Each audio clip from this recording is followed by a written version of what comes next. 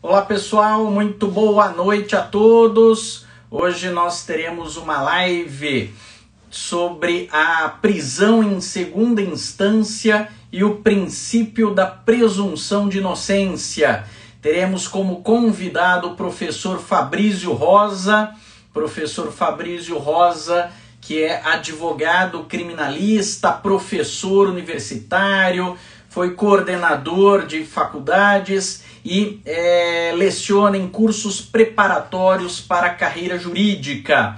Essa questão da prisão em segunda instância é um tema muito debatido, onde há grande controvérsia, tanto que o próprio Supremo Tribunal Federal já mudou o seu posicionamento por várias vezes e, inclusive, nós tivemos aí uma decisão recente, muitos criticando, entendendo que houve aí uma certa decisão política neste caso, e isso tudo será então com o professor Fabrício Rosa, a quem eu já dou boas-vindas, está se conectando. Ô, professor Fabrício, muito boa noite, seja muito bem-vindo. Agradeço de antemão aí sua disponibilidade para conversar conosco sobre esse tema muito interessante, que é a prisão em segunda instância e o princípio da presunção de inocência. Professor Marcelo, meu grande amigo, boa noite a você e aos seus mais de 2.000 seguidores, né?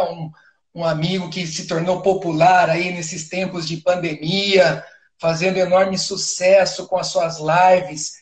Queria agradecê-lo pelo convite a mim formulado, estava ansioso para poder participar aí com você, para que a gente possa debater um tema de tamanha relevância, que é a questão da prisão em segunda instância. Queria saudar os seus seguidores também e estamos à disposição. Sei que você é um excelente colega, nos formamos juntos na faculdade, um brilhante profissional, um bom marido e um excelente pai. Então, estou à sua disposição, professor. Isso aí, professor Fabrício, estamos juntos já desde os idos da graduação, não é? Aí depois enveredamos aí para a área criminal, como advogados criminalistas, lecionamos juntos na mesma faculdade onde nos formamos, demos algumas palestras juntos e hoje estamos aí novamente lecionando juntos, dividindo turmas lá no curso Proordem, no preparatório para a carreira jurídica e também na ESD, na Escola Superior de Direito, onde já adiantando, estamos montando aí com o professor Fabrício um curso sobre as atualizações, não é? Sobre as recentes mudanças que nós tivemos na legislação criminal como um todo, não só do pacote anticrime, mas também a nova lei de abuso de autoridade, as alterações recentes no Código Penal e também na jurisprudência, né? Novos entendimentos aí dos tribunais superiores. Então vai ser um curso que deve se iniciar provavelmente em setembro, será às terças e quintas-feiras à noite, e eu terei aí a satisfação de dividir esse curso com o professor Fabrício Rosa. Então, mais uma vez, professor Fabrício, meu grande amigo, agradeço aí a sua disponibilidade e vamos falar aí desse tema, que é um tema muito controverso, tanto que a última decisão do Supremo Tribunal Federal repetiu, na verdade, um placar anterior de 6-5 na votação acerca dessa questão da prisão em segunda instância. Mas, professor Fabrício, como nós temos aí alguns ouvintes que não são da área do direito ou estão começando ainda na área do direito, vamos situar essa questão e o porquê dessa polêmica da prisão em segunda instância.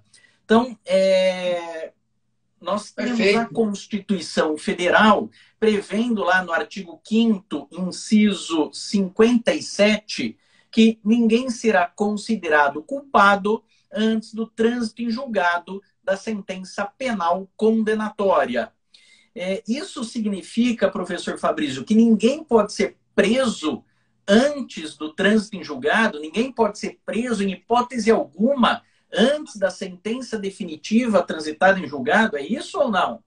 Não, não, absolutamente. Agradeço a deixa. E você sabe, professor Marcelo, que preparando nesse final de semana a live para hoje, né? Eu estava então me debruçando na doutrina, na jurisprudência, nos livros técnicos, mas por incrível que possa parecer, eu fui encontrar a melhor sinopse, né, o melhor resumo sobre o tema que nós vamos tratar hoje. Adivinhe onde, professor Marcelo?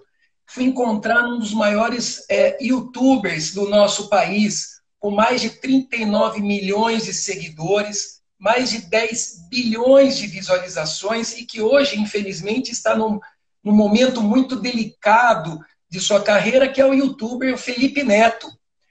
Por incrível que possa parecer, professor Marcelo, quando do julgamento, do último julgamento pelo Supremo Tribunal Federal, em 2019, a sessão começou em outubro de 2019 e foi terminar em novembro de 2019, o Felipe Neto, ele fez um post dizendo o seguinte: qualquer pessoa pode ser presa antes da última instância. Basta para isso preencher os requisitos para a prisão preventiva. O que não pode existir é alguém ser forçado à prisão com o processo cabendo recurso e sem fundamento de prisão preventiva.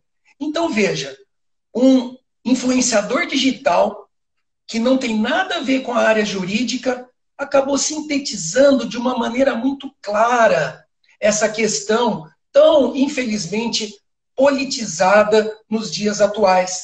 Então, o Felipe Neto, quando ele diz qualquer pessoa pode ser presa antes da última instância, é a pura verdade. Basta para isso, então, professor Marcelo, preencher os fundamentos para a prisão preventiva. O que não existe, como o Felipe Neto diz, é alguém ser forçado à prisão com processo cabendo recurso e sem fundamento de prisão preventiva.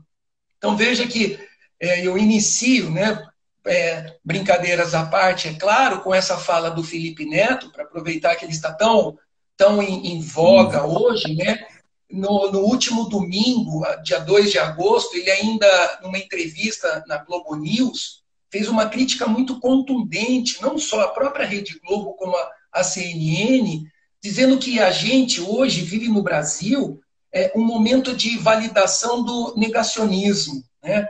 A validação desse obscurantismo. O que temos seriam os péssimos revisionistas históricos, pessoas que intencionalmente deturpam, manipulam e negam o que a ciência diz para tentar vender uma ideologia.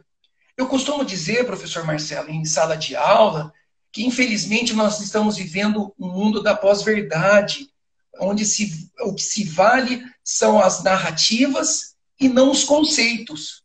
E como você muito bem colocou logo no início, o que vai nortear essa questão está lá, sim, no artigo 5º, inciso 57 da Constituição Federal, que estabelece que ninguém poderá ser considerado culpado antes do encerramento de um processo, né? Antes do trânsito em julgado de uma sentença condenatória. Mas não está dizendo que ninguém pode ser preso antes do encerramento de um processo. Volto a dizer, nos dizeres do Felipe Neto, desde que existam os fundamentos das chamadas prisões cautelares, processuais, né, provisórias, adjetivas, que seriam as prisões temporárias e a prisão preventiva. E essas prisões, elas não têm como escopo o fundamento da culpabilidade, né, da afirmação de que o sujeito é culpado pela prática de um crime. Não. Essas prisões, elas vão se lastrear em fundamentos para garantir a efetividade do processo. Ou seja, garantir que o sujeito preso, ele não vá influenciar testemunhas, atemorizar vítimas, forjar provas, sumir do país, Então, por isso que daí o legislador coloca, né, garantia da ordem pública, da ordem econômica. Então, por exemplo, no desmantelamento dos seus patrimônios, vender bens, transferir ações. Então, são fundamentos que não têm em vista a culpabilidade do indivíduo, mas sim têm em vista a questões para o acautelamento do processo, né? Muito bem. Então, nós temos a possibilidade de três formas de prisão antes da sentença definitiva: a prisão em flagrante, a prisão preventiva e a prisão temporária. Inclusive, houve uma alteração recente com o pacote anticrime sobre essa questão da possibilidade do juiz decretar de ofício a prisão, que não tem mais esta possibilidade, não é? E aí nós temos, então, a prisão em flagrante. Alguém sendo preso em flagrante, ele, hoje, pelas regras, deve passar pela audiência de custódia. Na audiência de custódia, o juiz decide se relaxa a prisão em flagrante, porque essa prisão é ilegal. Inclusive, tem uma situação muito curiosa, não sei se o professor Fabrício chegou a ver, um juiz lá, acho que do Nordeste, que relaxou uma prisão em flagrante e determinou a devolução dos bens, não é? Que foram apreendidos. E aí, ao invés de ele colocar menos das drogas, né, ficou constando ali mesmo as drogas. Mesmo não é? as drogas. Está gerando uma discussão enorme esse relaxamento da prisão em flagrante por causa disso, mas claro, houve aí um erro material e foi corrigido, inclusive, antes da devolução das drogas, não é? E aí o juiz, então, nessa audiência de custódia, ele decide, olha, mantenho, converto a prisão em flagrante em prisão preventiva, caso, entendo eu agora com o pacote anticrime, caso haja requerimento do Ministério Público nesse sentido, não é? Ou ele relaxa a prisão em flagrante ou concede liberdade provisória. Mantendo-se a prisão, que aí agora passa a se chamar prisão preventiva, você tem ali alguns requisitos também que devem ser preenchidos e constantemente verificados pelo juiz a manutenção da necessidade da prisão ou não. É isso, não é? É isso, inclusive, o artigo 283 do Código de Processo Penal, que foi também recentemente ratificado pelo pacote anticrime, com entrada em vigor em 2020, mas a redação já é anterior, né, mas teve uma ratificação pelo pacote anticrime, prevê que ninguém poderá ser preso senão em flagrante delito, que é a única hipótese da prisão sem mandado, sem ordem judicial, ou por ordem escrita e fundamentada da autoridade judiciária competente, em três hipóteses: em decorrência de sentença condenatória transitada em julgado, ou no curso da investigação, ou ainda no processo, em virtude das prisões temporária e preventiva, respectivamente. A propósito, esse foi o foco, né, o norte da discussão da última votação, apertada aí por 6-5, então, ministro-presidente do Supremo Tribunal Federal, Dias Toffoli, deu o voto de Minerva, né, então desempatando a votação, de 3 ações declaratórias de constitucionalidade. A ação declaratória de constitucionalidade 43, 44 e 54.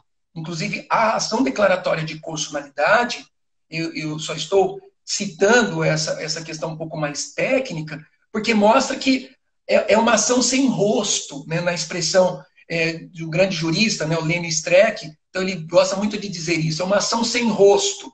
Portanto, acho que a gente não precisa aqui entrar no viés politizado, muito embora a Corte Suprema seja um órgão político, efetivamente político, mas não precisa necessariamente ser político partidário e muito menos politizado. Então, na ABC 44, ela tinha como escopo exatamente mostrar que o artigo 283 do Código de Processo Penal representava um espelhamento da Constituição, do artigo 5º, inciso 57 da Constituição, que a propósito, eu estou falando aqui diante de um grande constitucionalista que você é, né, e apenas para lembrar, nós sabemos que no artigo 5º estão as cláusulas pétreas, né, e esse inciso 57, ele foi, sobretudo, inspirado a partir da Declaração Universal dos Direitos do Homem, de 1948, onde os países, então, se reuniram na ONU e tentando liquidar, né, com os abusos praticados na época pelo nazismo, né, onde se concentrava, né, os poderes. Então foi editada a Declaração Universal dos Direitos do Homem, incorporada no nosso ordenamento jurídico, que também preconiza no artigo 11 questões semelhantes ao contido no artigo 5º, 57. E, se me permite, professor, o Supremo Tribunal Federal, e é importante que a gente diga isso para os nossos ouvintes, telespectadores, né, que o Supremo, hoje, o último entendimento, por 6-5, é do não cabimento da prisão decorrente de condenação em segunda instância. Mas nem sempre foi assim, né? De 1988 até 2009, o entendimento não era esse. Não era esse. Tanto que existia a súmula 9 do STJ preconizando que para o sujeito recorrer à segunda instância, para interpor um recurso, ele deveria se recolher à prisão. Então era uma situação ainda pior. Se colocava em xeque o próprio princípio aí do chamado duplo grau de jurisdição, né? A garantia do duplo grau de jurisdição. Aí, até pegando o gancho, professor Fabrício, lembrando que o nosso Código de Processo Penal, ele é de 1941, anterior, portanto, à Constituição de 88, e determinava que, para o réu poder recorrer, ele precisava se recolher à prisão. Então, só era admitido recurso de apelação por parte do réu se ele estivesse preso. E aí perdurou, então, esse entendimento até 2009, é isso? Exato, e acrescentando, como você muito bem falou, o Código de Processo de 41, ele foi pautado, né, a partir da Constituição de 37, né, a Constituição Polaca de 37. Então, veja, nós estávamos em pleno regime ditatorial, né? Então, foi um momento no nosso país que a gente precisa contextualizar para poder entender um pouco melhor o porquê do entendimento à época, né, das cortes superiores. Apenas para reforçar também esse argumento, o STF, na época, então de 88 a 2009, então beirando 2009, ele ainda editou duas súmulas, a súmula 716 e 717, prevendo a possibilidade de progressão de regime, ou seja, um cumprimento, uma execução provisória, antes mesmo do trânsito em julgado. Muitos entendiam isso como um grande benefício, um grande avanço para o réu, porque assim ele consegue progredir de regime. Mas veja o perigo disso. E se ao final, no processo, ele é considerado inocente? Ele vai ter cumprido uma pena, né? Como é que ele vai ficar com um voucher, com vale pena depois para um processo futuro, né? E além disso, também na época de 88 a 2009, se entendia que os recursos, como se entende até hoje, e é um dos argumentos pelos quais se justificaria a possibilidade da prisão em segunda instância, que os recursos especial para o STJ e extraordinário para o STF, eles não seriam recursos, não seriam verdadeiramente desdobramentos do duplo grau de jurisdição, porque eles não teriam como escopo reavaliar a prova dos autos. Tanto que, para isso, assim, na emenda 45 de 2004, quando ela fala da duração razoável do processo, né, dentre outras questões, ela coloca, né, como um pressuposto para o recurso extraordinário a repercussão geral, mostrando que o recurso extraordinário, assim como o recurso especial, eles estariam para além do interesse do acusado. Então, esses seriam alguns fundamentos pelos quais alguns doutrinadores e alguns ministros acabaram por entender pela possibilidade da prisão em segunda instância. Em 2009, entretanto, né, por 7 votos a 4, julgando um habeas corpus de número 84078, de relatoria do então ministro Eros Grau, né, esse entendimento foi modificado. Então, veja, primeiro nós tínhamos, de 1988 até 2009, a possibilidade da prisão em segunda instância, né? E mais do que isso, era muitas vezes tido como um pressuposto para o agente recorrer o recolhimento à prisão. Em 2009, no julgamento de um habeas corpus, a Suprema Corte, por 7 a 4, mudou o entendimento, dizendo que não, acabava por ferir, sim, o princípio da presunção de inocência. Em fevereiro de 2016, também por 7 a 4, né, o STF novamente mudou o entendimento. E veja que aí, naquela oportunidade, já em fevereiro de 2016, nós estávamos praticamente numa questão do auge aí da Operação Lava Jato. Então, muitos ainda querem politizar a questão, dizendo que, mas se não houver a prisão em segunda instância, mais de 150 mil pessoas alcançarão a liberdade imediatamente. Se não houver a prisão em segunda instância, isso vai colocar em risco todo o trabalho da Operação Lava Jato. Mas, professor Marcelo, eu acredito que você vai concordar comigo. O grande sucesso da Operação Lava Jato, ela não se deveu às prisões decorrentes de segunda instância, e sim, salvo o melhor juízo, às inúmeras prisões preventivas utilizadas muitas vezes como um instrumento para forçar as colaborações ou delações premiadas, né? Então, na verdade, o grande mérito, assim, o grande sucesso, né, da Operação Lava Jato, sem fazer nenhum juízo de valor, mas apenas pontuando essa questão, não foi a prisão em segunda instância, pelo sim ou pelo não, mas as prisões preventivas. Aí caberia uma outra live para a gente discutir se existiam fundamentos ou não para se prender preventivamente as pessoas que foram presas.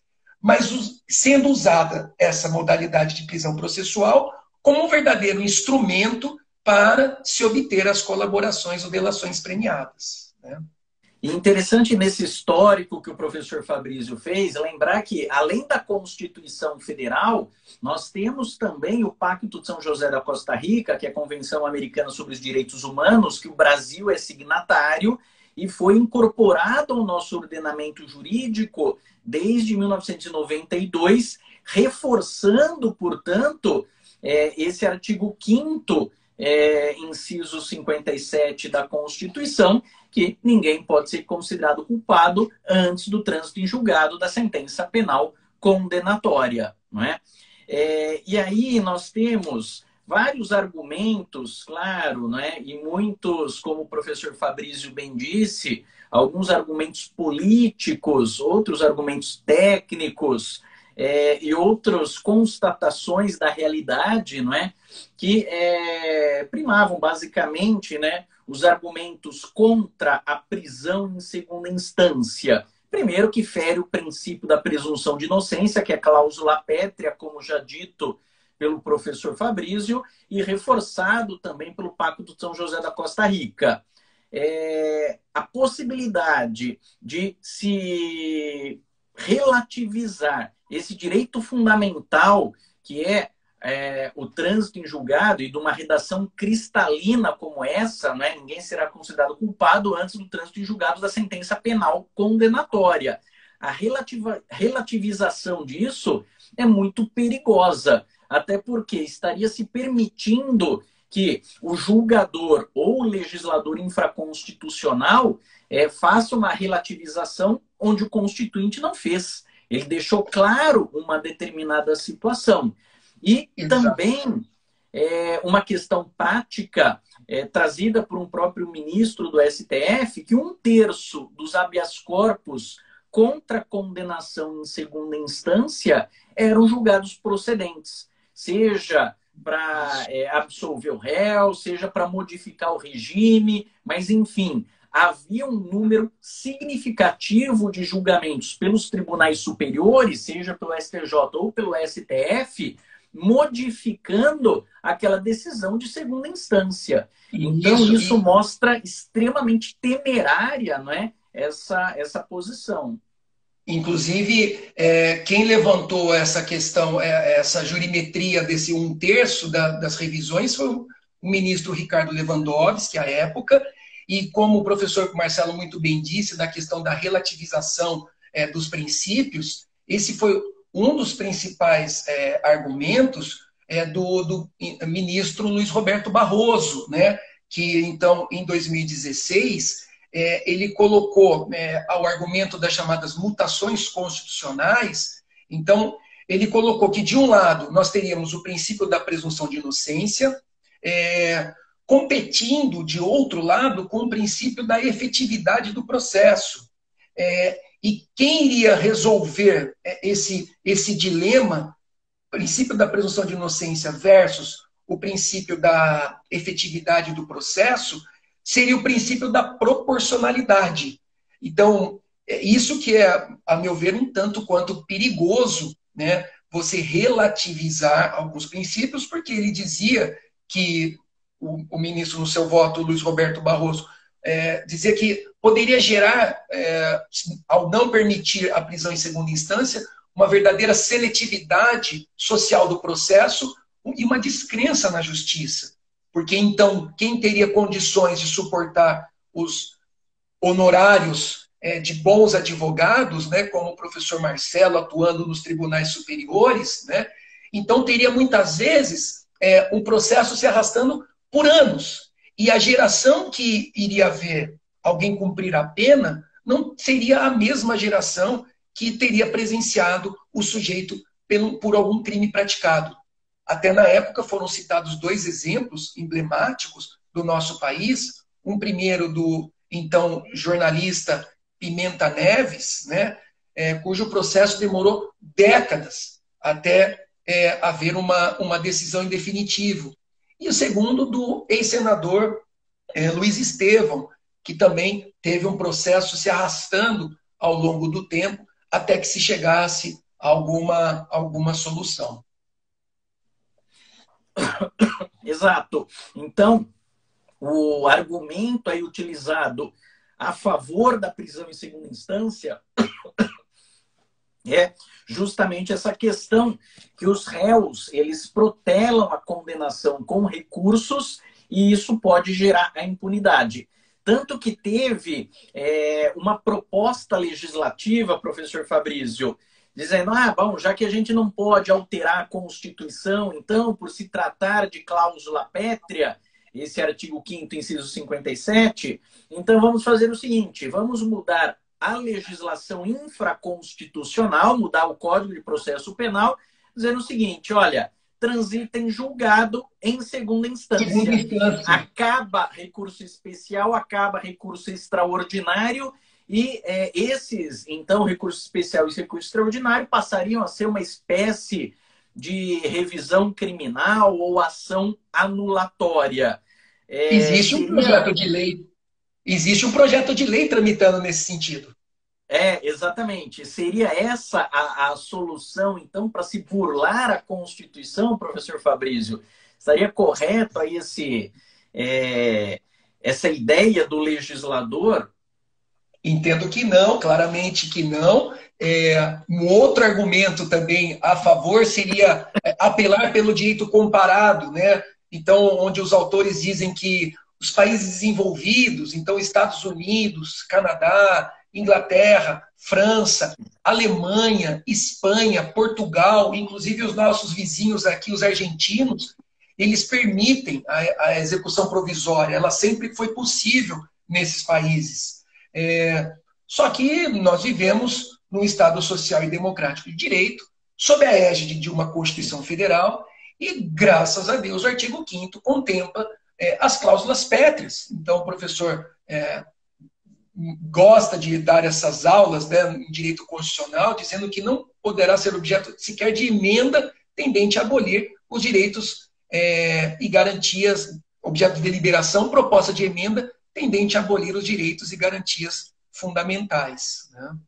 Né? O Paulo, meu ex-aluno aqui, está perguntando, professor Fabrício, se autoria e materialidade são demonstradas em primeira instância, isso já não seria, então, o suficiente para ensejar um início de cumprimento de pena? Eu entendo que não, né? A gente agradece a pergunta, mas efetivamente não. Até quando se busca, né, um recurso, então a gente tem, acima de tudo, um fundamento psicológico para se recorrer. Qual é o fundamento psicológico? É buscar a confirmação ou não a partir de uma segunda opinião. Então, juízes, como seres humanos, eles também são sujeitos de errar. E nós devemos, então, buscar, é natural se buscar, principalmente quando essa decisão não nos favorece, buscar uma segunda opinião. Na medicina não é diferente, né? Quando você está bolando um projeto arquitetônico não é diferente, e no direito não pode ser diferente também. Né? Então você vai buscar uma segunda opinião de um órgão colegiado e vai buscar, já que o nosso ordenamento permite, né, a opinião dos tribunais superiores, que, querendo ou não, podem sim, eventualmente, anular um processo. Quando se discute uma violação de uma norma infraconstitucional, através de um recurso especial, ou mesmo constitucional, através de um recurso extraordinário, claro que não há uma reavaliação efetivamente, no primeiro momento, das provas, mas você pode sim conseguir uma reversão no seu processo em virtude da consideração de uma nulidade que não foi... Uma prova ilícita que não foi reconhecida, como foi o caso na Operação Castelo de Areia. Isso. Na Operação Satyagraha, por exemplo, também, né? E tantas outras que a gente vê, e quiçá ainda da Operação Lava Jato, que tem chegado nas raias do Supremo Tribunal Federal, que a história vai nos mostrar, muitas vezes, a questão dos abusos, né? As provas ilícitas e tantas outras questões que podem, sim, mudar o curso do processo e o destino do acusado. Exato. O professor Fabrício tocou num ponto aí muito interessante, que foi a questão de julgamento por órgão colegiado.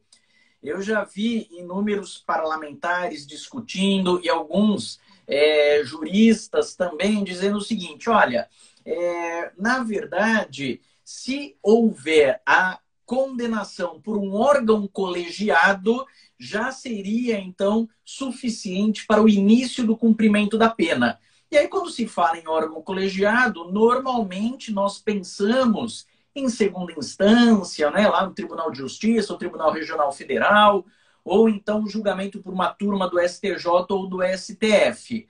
Mas aí eu me surpreendo com a argumentação de que uma condenação pelo Tribunal do Júri, o Tribunal do Júri é composto por um órgão colegiado, que são 7 integrantes do Conselho de Sentença que estariam julgando e condenando o réu. Portanto, ele deveria sair preso do plenário do júri.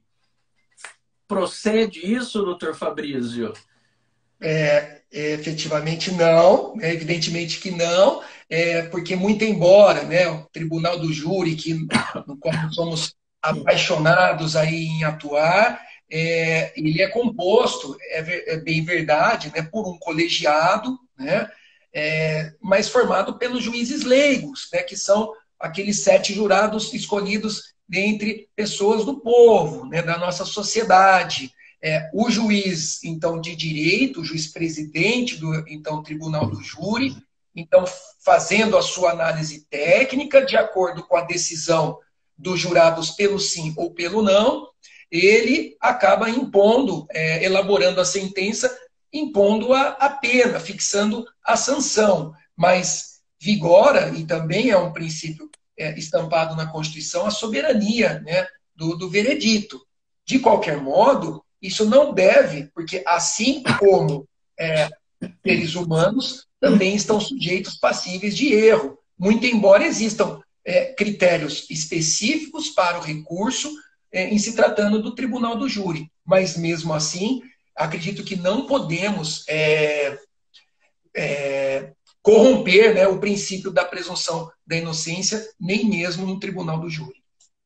Eu me recordo de ter feito um júri em que o réu ele foi condenado, acho que 20 anos de prisão, era um caso de homicídio qualificado, e aí o juiz estava demorando para proferir a sua sentença, né? Já tinha saído o resultado dos jurados, o juiz estava demorando, aí me passou na cabeça, né? Falei, pô, o meu cliente levou muito tempo para ser julgado por problemas da própria comarca, não é? Acho que ele foi julgado 10, 15 anos depois do fato e sobreveio esta condenação. Ele era um senhor de idade, avô já, morava na mesma casa e trabalhava no mesmo emprego há uns 30 anos. E aí me passou na cabeça, né? Falei, pô, será que esse juiz está demorando porque ele está querendo decretar prisão preventiva do meu cliente? Aí eu fui lá conversar com ele, né? Falei, excelência, tá tudo bem aí e tal? Brinquei, né? Falei, o senhor não vai decretar prisão do meu cliente não, né? Doutor, eu tô pensando. Eu falei, mas tá pensando por quê? Qual o motivo? Qual o fundamento? Não, porque a pena dele foi muito alta. Eu falei, mas ele aguardou até agora o processo em liberdade e tem a possibilidade ainda de recorrer para a segunda instância. Onde fazer valer o duplo grau de jurisdição. Exatamente, onde o tribunal pode não só modificar a quantidade da pena, como inclusive submetê-lo a novo julgamento. Aí o juiz acabou não decretando a prisão preventiva dele, mas eu confesso que eu fiquei surpreso com essa ideia do juiz. E ele querendo argumentar comigo ainda, dizendo, não, mas hoje, quando a pena é muito alta, nós estamos decretando a prisão preventiva. Ora, pena alta, a possibilidade de pena alta, na verdade, não é nem a pena efetiva, a possibilidade de pena alta significa decretação é um fundamento para a decretação da prisão preventiva? Isso, eu acho que esse é um ponto muito importante que você tocou, professor Marcelo, porque assim como muitos magistrados, eles enxergam, ao enxergar pela possibilidade da pena alta, como você muito bem exemplificou, eles também muitas vezes decretam a prisão preventiva pela gravidade em abstrato do crime. Olha, mas esse crime é muito grave, né? Esse crime merece... Então, na verdade, se acaba utilizando, e aí está o perigo, né? Se acabar por utilizar a prisão preventiva como sendo uma antecipação de pena. Então, pelo magistrado de primeira instância, então ele vislumbra o processo, ele fala assim, não, a meu ver, eu acredito que esse sujeito mereça ficar um tempo preso. Mas como temos o princípio da presunção de inocência e não temos os fundamentos da prisão preventiva, o que eu faço? Então, é aí que está a grande confusão de se usar a prisão preventiva, que deveria ser usada como uma prisão puramente cautelar, né, para assegurar a eficácia do processo, né, e não olhar a culpabilidade do réu, ela acaba sendo utilizada para esse fim como sendo de antecipação de pena. Isso, tristemente, tem ocorrido com uma certa recorrência, né? E a gente precisa, então, combater isso nos tribunais superiores para fazer com que o sujeito possa responder a um eventual processo em liberdade. Lembrando, inclusive, que todos nós, né, advogados, juízes, promotores, desembargadores, ministros, Nós trabalhamos primeiro com a lei posta, não é? A lei que já foi elaborada pelos nossos parlamentares, bem ou mal elaborada, é o nosso instrumento de trabalho, mas sempre respeitando a Constituição Federal. Então, nunca Sim. podemos perder de vista a Constituição Federal e os tratados internacionais que o Brasil é signatário, tanto que a própria Constituição prevê a possibilidade aí de se incorporar esses tratados internacionais como sendo uma norma constitucional. Sem dúvida. Até aproveitando esse gancho, professor, na época desse último julgamento pelo STF, de 2009, como nós já falamos, então, voltando ao jurista Lênin Streck, ele acabou fazendo uma sustentação oral nessas três, no julgamento dessas três ADCs, né, ações declaratórias de constitucionalidade, a 43, 44 e 54, inclusive ele foi um dos subscritores da ADC 44, e daí, se me permite, ele acabou fazendo essa sustentação oral como amicus curiae, né? E em sua fala, né, ele alertava que a corte não permitisse que o direito fosse maltratado exatamente pelo consequencialismo, né? Então, ele alertava ainda sobre a preocupação que a doutrina deve ter com a interpretação dos textos, o que é conhecido como constrangimento epistêmico, né? Então, ele dizia que quando os juristas não buscam, por vezes, a literalidade do texto da Constituição, a sociedade corre um sério e grandioso risco, grandioso perigo. E aí ele questionava na sua fala, na sua sustentação oral perante o STF, ele diz assim que o que é fazer a coisa certa? Então ele se perguntava, o que é fazer a coisa certa? Coisa certa é julgar com responsabilidade política sem politizar o direito, né? E o STF tem como responsabilidade moral dizer sim ou não quando necessário. Só o que é sim, e aqui eu abro aspas para citar, gostei muito da citação dele, ele diz assim, só o que é sim e não é não. Não pode ser sim e não, ou não quando interessa. Porque hoje o texto é claro, amanhã ele já não é. E talvez o sim pode vir a ser não. Então, quando ele diz que essa ADC 44, 43 e 54, elas não tinham rosto, né, estampado. Mas é óbvio que nós estávamos num momento, né, que se iria decidir o destino, né, da liberdade ou da manutenção da prisão do então ex-presidente Lula. Então, muitos, né, na época, enxergavam o julgamento dessas ações declaratórias de constitucionalidade com um viés exatamente politizado. E eu acredito que nós estamos já há quase uma hora conversando, né? E até agradeço mais uma vez essa oportunidade de você colocar esse debate em alto nível, porque essa conversa ela é diferente de uma conversa de boteco, de falar que está todo mundo comprado, que foi para favorecer este ou aquele. Então a gente está tentando fazer uma análise à luz dos preceitos constitucionais, à luz da nossa legislação e à luz da época em que as decisões foram tomadas. Hoje me parece claro, né, voltando, né, à fala no post do Felipe Neto, né, que nós poderíamos sintetizar essa questão dizendo, e eu acredito que você vai concordar comigo, não somos contra a prisão durante o processo, portanto, antes do encerramento do processo. Não. Muitas vezes ela se mostra, sim, necessária. Mas é bom observar, como forma de acautelamento, as prisões provisórias, então flagrante, preventiva, temporária, com os fundamentos que elas demandam. O que nós não podemos confundir é querer antecipar a pena, né, antes do encerramento do processo. Muito bem, professor Fabrício. Só para deixar claro, então, para quem está nos acompanhando. Vamos imaginar a seguinte situação, não é? E a provável consequência. O acusado, ele respondeu todo o processo, o inquérito policial foi denunciado, veio a sentença condenatória. Ele permaneceu em liberdade. Não houve qualquer ameaça à testemunha, não havia qualquer demonstração de que ele estava querendo fugir da aplicação da lei penal. Veio a sentença de primeira instância condenando o réu e ele permaneceu em liberdade.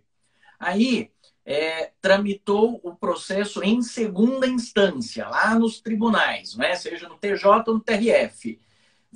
Permaneceu em liberdade também, sem ameaçar qualquer pessoa, sem praticar novos delitos, sem ameaçar fugir da aplicação da lei penal. Aí vem a sentença condenatória em segunda instância. O que é natural que aconteça? Ele seja preso ou ele permaneça em liberdade?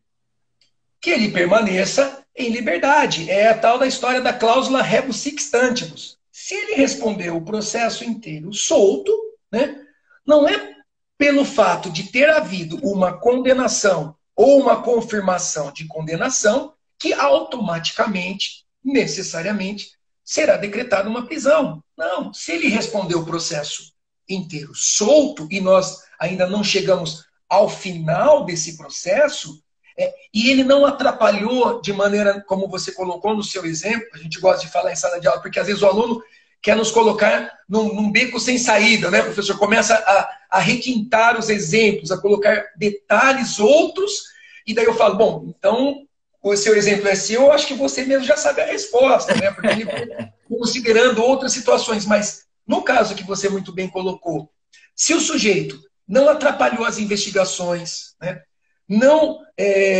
colocou uma situação de que ele já estava com passagem comprada só de ida para um outro país, ameaçando vítimas, influenciando testemunhas, desmantelando o patrimônio, atrapalhando, forjando a colheita de provas, né? Se miscuindo de estar presente a um ato processual nos quais estava sendo chamado. Então, nada disso aconteceu. O curso do processo deve seguir conforme ele se iniciou, ou seja, com o princípio da presunção de inocência valendo, o acusado solto, respondendo esse processo solto. Transitado em julgado, portanto, não cabendo nenhum outro recurso, será imposta efetivamente a pena e ele vai cumprir essa pena num daqueles 3 regimes que nós conhecemos muito bem. Agora, trazendo outro exemplo, então, só para deixar bem clara essa situação. O acusado foi preso logo no início do processo porque ele estava ameaçando testemunha ou tinha uma possibilidade concreta de fuga.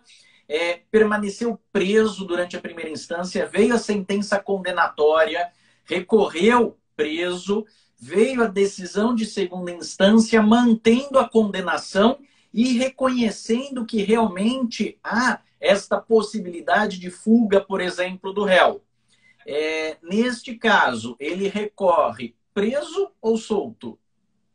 Muito bem, então a gente está naquele extremo oposto agora, né? Então aquela situação, o sujeito tem a dupla cidadania, ele já foi pego ali com aquela passagem comprada só de ida para a Itália. Da Malásia, né? Vai fazer Exatamente. O GP da Malásia, né? Foi para assistir o GP da Malásia, com testemunhas atemorizadas, bens sequestrados, indo a leilão, então mostrando que ainda há investigações em curso, podendo, inclusive, levantar outros desdobramentos dessa situação. Então, numa situação como essa, é óbvio que, mais uma vez, cláusula rebus sic stantibus. Se ele se fez por merecer a necessidade do cárcere, ele deve continuar preso. A condenação, ela vai reforçar, né, a manutenção da prisão. Agora, já que o professor me fez 2 perguntas, eu queria colocar, então, uma situação intermediária, professor. Imaginemos que o sujeito, ele, então, preso em flagrante, então ele compareceu naquela audiência de custódia, né, onde o juiz de direito converteu essa prisão em flagrante em prisão preventiva, dando como fundamento, por exemplo, a garantia da ordem econômica, justificando o magistrado que ele teria bens, valores, enfim, depósitos bancários que pudessem comprometer, caso ele estivesse solto, comprometer a eficácia do processo ou de uma eventual reparação de dano ou indenização, seja quem for. E aí esse sujeito, que está respondendo preso porque se faz presente um dos fundamentos da prisão preventiva, ele comparece ao processo, né, disponibilizando todo o seu patrimônio, né, abrindo o seu sigilo fiscal, tributário, bancário, né, e aí ele disponibiliza todo esse patrimônio. Eu pergunto, mesmo assim, ele deve continuar preso, uma vez que ele foi preso em flagrante, o juiz prendeu em flagrante, então ele vai responder o processo inteiro preso, ou a situação pode ser alterada? Não, sem dúvida, essa situação pode e deve ser alterada, não é? Se há disponibilização de todo esse patrimônio dele, que garante já a manutenção de eventual indenização, não tem o porquê se mantê-lo preso, não é? Então, a fundamentação da prisão preventiva. O mesmo acontece, professor Fabrício, quando se decreta a prisão preventiva, por exemplo, para conveniência da instrução criminal. Ora, Sim. encerrada a instrução criminal, não tem mais, se o fundamento da prisão preventiva foi exclusivamente a conveniência da instrução criminal, com o término da instrução criminal, tem que ser revogada essa prisão preventiva. Cessou o fundamento que autorizava a decretação da prisão preventiva. E aí, isso, em qualquer uma das hipóteses, né, dos fundamentos, sempre tem que ser revisto, seja pelo juiz de primeira instância, seja pelo tribunal em segunda instância, seja no STJ ou no STF. Então, o que nós estamos aqui na nossa live querendo deixar claro para os nossos ouvintes, para os colegas aí que estão nos acompanhando, é que não dá para se traçar um marco falando, olha, a partir da segunda instância, se houve condenação, tem que ficar preso. Não, não é isso. Pode ou não ficar preso. Vai depender muito da análise do caso concreto. E isso sempre foi possível. É possível decretar a prisão no tribunal em segunda instância? Sim, se estiverem presentes os requisitos, como bem disse o professor Fabrício, está lá querendo fugir da aplicação da lei penal. Chegou essa informação para o tribunal, é óbvio que se decreta a prisão preventiva, não é? Ah, mas ele permaneceu solto em primeira e em segunda instância. Pois bem, mas a partir do momento que a situação mudou, chegou essa informação nova ao tribunal, se decreta a prisão preventiva. Ou seja, o especial e o extraordinário vão ser julgados com o acusado preso, não é mesmo ele tendo ficado solto em primeira e segunda instância. Seria isso? Perfeito, professor Marcelo. Eu, com certeza, vou dormir hoje me sentindo mais afortunado pela sua brilhante explanação, professor. Imagina, eu que agradeço. Aí nós estamos chegando ao final da nossa live, daí o nosso tempo de 1 hora, o Instagram derruba, não é? Então, eu gostaria só primeiro de pedir autorização ao professor Fabrício para disponibilizar esse vídeo lá no IGTV do Instagram e também no YouTube. E agradeço. E agradecer também o professor Fabrício de compartilhar aí o seu tempo, compartilhar o seu conhecimento. O professor Fabrício já tem filhos que estão quase maiores do que ele, não é? Jogando tênis melhor do que ele. Já estão maiores. Já estão maiores. Seguramente maiores. Muito bem, professor Fabrício. Então, mais uma vez, eu agradeço a participação de todos que nos acompanharam nessa live, sempre conversando, debatendo, que nós vamos evoluir, não é? Que nós aprendemos também sempre com o diálogo, com a conversa, e não um radicalismo dizendo tem que prender porque tem que prender, porque bandido bom é bandido morto, ou tem que soltar porque tem que soltar. Não, tem que ter fundamento jurídico, fundamento constitucional, e o gostoso de debater com pessoas que têm um conhecimento vasto e uma experiência prática muito grande, como o professor Fabrício, é justamente isso, porque a live passa, a hora passa e a gente nem percebe. Então, professor Fabrício, agradeço aí mais uma vez a disponibilidade aí do seu tempo, de compartilhar esse conhecimento todo que você tem conosco, e passo a palavra para suas considerações finais. Eu que, na verdade, tenho que te agradecer, professor Marcelo, primeiro pelo convite. E eu vejo que esse tempo de pandemia acabou nos trazendo algumas coisas positivas, e dentre elas, ela acabou nos aproximando. Saiba que você é uma pessoa que eu tenho uma enorme consideração, uma enorme estima, um enorme respeito, não só pelo profissional que você é, seja como advogado, como professor, mas sobretudo pela pessoa que você é. Você é uma daquelas que eu posso chamar de verdadeiro amigo, né?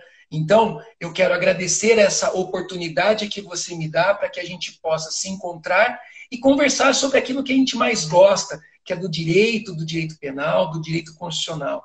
Eu quero mandar também um abraço para os seus seguidores. Espero que com essa live você consiga chegar lá perto, na casa do Felipe quase 1 milhão Neto. aí Chegar de próximo do seguidores, Felipe Neto. próximo do Felipe Neto. Fiquem com Deus a todos e, mais uma vez, muito obrigado, professor Marcelo. É recíproca, é verdadeira, professor Fabrício. Tenho toda estima e consideração aí por você, pela sua família também. Então, um grande abraço. Agradeço aí a todos os nossos seguidores que participaram, ouviram, indagaram. É assim que a gente evolui, é assim que a gente cresce. Muito obrigado, professor Fabrício. Um grande Boa abraço a noite. todos. Estará Até salvo lá. Tchau, aqui tchau. no IGTV, tá? No IGTV e também depois eu publico lá no meu canal do YouTube, Marcelo Valdir Monteiro. Obrigado, pessoal. Forte abraço. Até logo, professor Tchau, tchau. Fabrício. Tchau, tchau. Tchau.